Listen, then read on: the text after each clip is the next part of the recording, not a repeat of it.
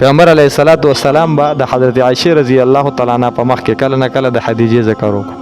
نو حضرت عائشه ورته وایي د الله پیغمبر زما مخ کې د خدیجه ذکر مکوه، زه په خپه کېږم، زما په مخ کې مکوه ځکه زما بنه ده، زما په مخ کې د خدیجه ذکر مکوه.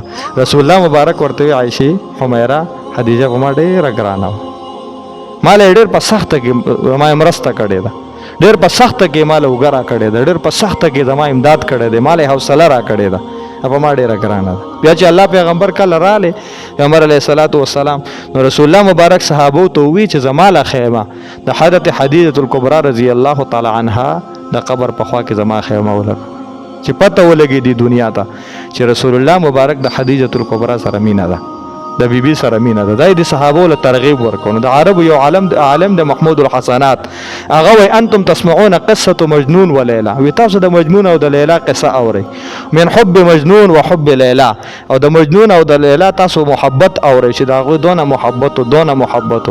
بیا ورته وی تعالوا یا ایها الناس، وی خلکو راشي نذهب الى الحب الذي لا ما سمعتم حولها شيء حتى لا، وداسې محبت لمو بوزم چې تاسو تر اوسه پورې داغه متعلق شانه څه اوریدلی نه دي. ليس لها مثل في الدنيا، داغه محبت په شان دی په دنیا کې وي مثل نشته دی.